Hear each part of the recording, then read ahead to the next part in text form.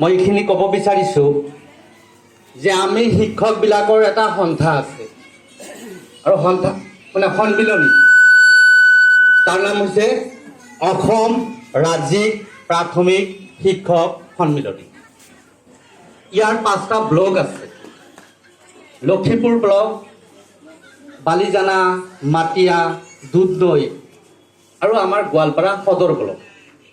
আৰু আমাৰ গোৱালপাৰা সদৰ ব্লকৰ আমাৰ সম্পাদকগৰাকী হ'ল প্ৰাঞ্জল জ্যোতি চক্ৰৱৰ্তী ছাৰ। আৰু আপোনালোকৰ আশীৰ্বাদত কোৱাত বেয়া লাগে, কেইবাদিনৰ কাৰণে মই গোৱালপাৰা জিলাৰ প্ৰাথমিক শিক্ষক সন্মিলনীৰ সভাপতি পদত অধিষ্ঠিত হৈছোঁ। আৰু যাৰ কাৰণে এই কথাখিনিৰ মাজত আমাৰ বিদ্যালয়খন অলপ সুকীয়া হ'ব। চালাম ছাৰে বিশদভাৱে ক'লে, বিদ্যালয় আঘাতে এৰা, ছাত্ৰ ছাত্ৰীক বিদ্যালয়মুখী কৰা আৰু জলবায়ুৰ পৰিৱৰ্তন। আজি আমি কৃষ্ণচূড়া গছজোপাক মই কালি চালো, আমি এটা সময়তহে ফুল দেখিবলৈ পাওঁ, কিন্তু এতিয়া গোটেই বছৰে দেখা পাইছে এই জলবায়ু পৰিৱৰ্তন।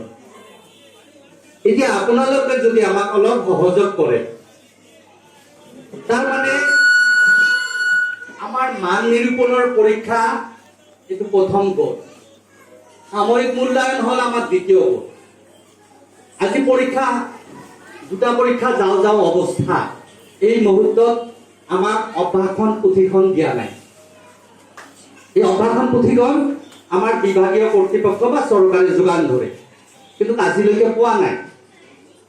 আমি সদৌ অসম প্ৰাথমিক শিক্ষক সন্মিলনী এটা সিদ্ধান্ত লৈছোঁ যে যদি আমাৰ কোনো অভিভাৱকে আৰু বিদ্যালয় পৰিচালনা সমিতিয়ে আমাৰ মাননীয় শিক্ষামন্ত্ৰী মহোদয়লৈ আমি এখন চিঠি লিখিম, আৰু চিঠিৰ তলত আমি গোটেইখিনি অভিভাৱকে যেতিয়া চহী কৰি, তেতিয়া তেখেততো দৃষ্টিগোচৰ কমচে কম হ'ব যে ছাত্ৰ ছাত্ৰীৰ অভ্যাসন বহি, মান নিৰূপণৰ যিখন বহি, সেই বহিখনৰ নিতান্তই প্ৰয়োজন।